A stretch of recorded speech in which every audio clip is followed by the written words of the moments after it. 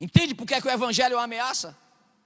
Porque o evangelho bem estudado torna o homem outro homem.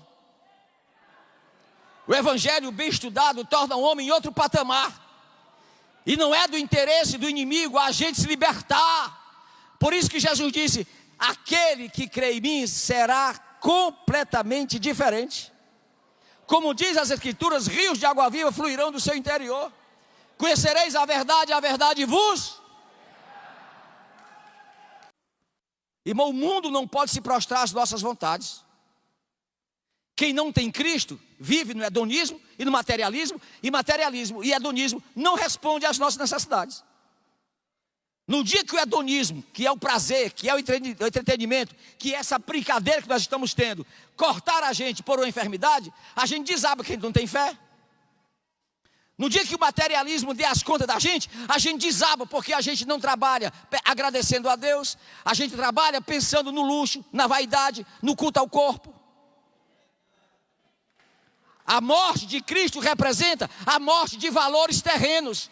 A morte de Cristo representa a morte de conceitos terrenos. A ressurreição de Cristo representa mudança de mente, mudança de caráter, mudança de personalidade, renovação de vida, restauração de vida.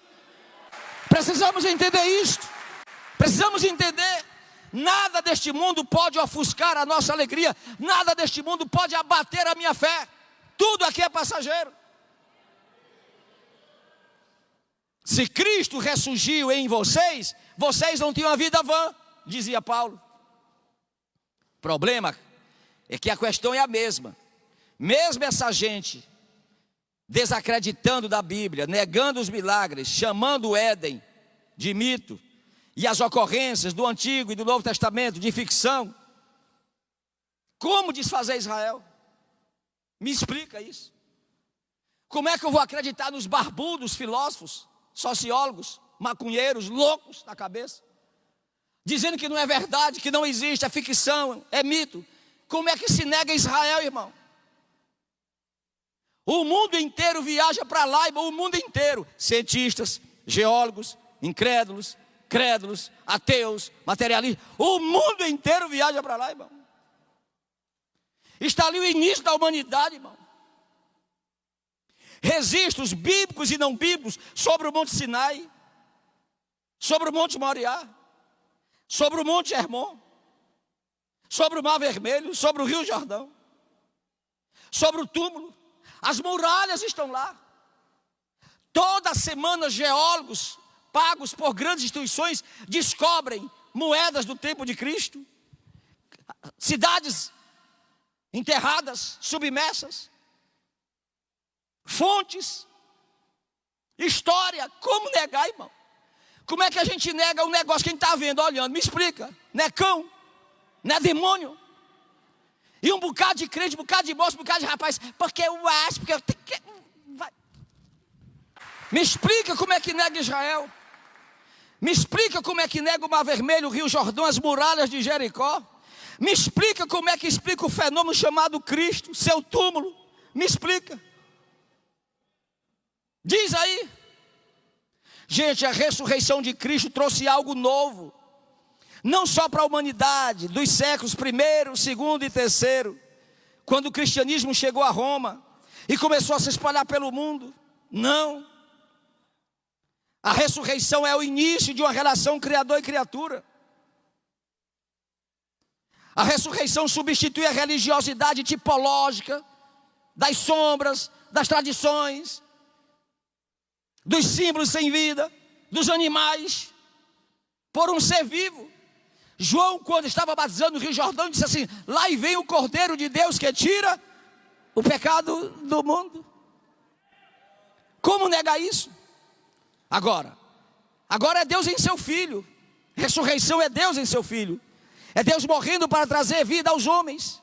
A ressurreição é nada mais, nada menos do que a instauração do reino de Deus na terra. A ressurreição é a instauração, é Deus aplicando, é Deus intervindo, é Deus inaugurando, é Deus fundamentando, é Deus alicerçando, é Deus construindo o reino de Deus na terra.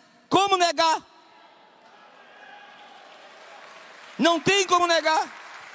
A morte e a ressurreição garantem a vida justa para todos os homens. a morte e a ressurreição chancelam a vida justa para todos os homens que creem. Por que nós filósofos, nós psicólogos, nós psicanalistas, nós doutores, cientistas, a gente não muda o homem, que a gente sabe de tudo? Me explica isso. Tem pessoa para ganhar mais dinheiro do que cirurgião plástico, irmão. Nasceu com a venta de papagaio, bota a venta para cima.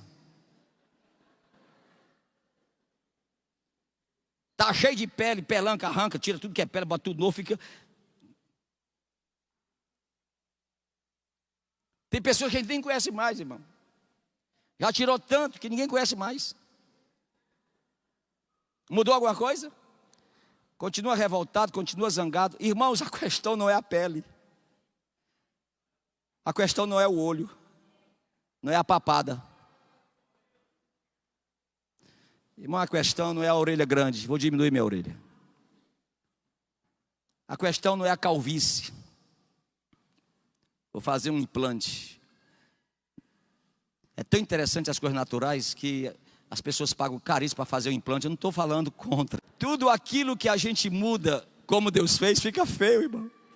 As coisas são belas quando são feitas por aquele que fez todas essas coisas. Quem muda o homem é a graça de Deus. Louvado seja o Senhor para sempre. Entenda isso, o reino de Deus veio para trazer justiça, vida justa a todos os homens. Agora, podemos ter fé e esperança. Agora podemos ter fé e esperança, bem como a salvação dos pecados. É por essa razão que as Escrituras afirmam que, primeiro, se Cristo não ressuscitou, não existe pregação, não existe fé. 1 Coríntios 15, 14. E se Cristo não voltou a viver, é vã, debalde, inútil a nossa pregação. Não só a nossa pregação, a nossa fé. Volto a repetir o contexto que eu estava falando. Quem mudou você? Ninguém tem condição de mudar o outro, irmão. Agora, engraçado que há ciências, há disciplinas, há métodos de atender o ser humano para melhorá-lo. Ele não melhora. Tem Constituição no país, tem Código Civil, tem Código Penal, tem regimento interno, tem cadeia, tem consultório para terapia. Irmão, é muita coisa para tentar acalmar essa fera chamada homem. Nada calma. Tem sossega-leão. Irmão, não tem uma indústria mais vultuosa hoje em dia do que a venda de medicamento para controlar as pessoas. Com respeito aos nossos irmãos psiquiatras, eles não têm culpa de serem psiquiatras e tratar você, mas eles sabem perfeitamente como pegar você e mudar você bem rapidinho. Tá louco, surtou, tá, peraí, toma esse comprimidinho aqui, meu filho. A única coisa que nós sabemos é parar você. Mudar, não sabemos. Isso é uma especialidade daquele que nasceu, morreu, cresceu, ressuscitou e está à direita de Deus, intercede por nós, muda caráter, muda comportamento, muda cultura. Quando a gente quer, Ele muda. Paulo, quando entrou em Antioquia, fazendo a defesa da fé, Atos 13, 30 e 31, Paulo entra em Antioquia e faz uma defesa da fé e diz assim, ó: Deus ressuscitou Cristo dentre os mortos, 31, e ele por muitos dias foi visto pelos que subiram com ele da Galiléia a Jerusalém, e são suas testemunhas para com o povo. Paulo está reivindicando o grupo social que presenciou. Como negar? Como negar, irmão? Mas não fica só nessa defesa de Paulo. Não fica só nessa defesa de Paulo. Veja o que ele diz depois em 1 Coríntios 15 e 6. 1 Coríntios 15 e 6.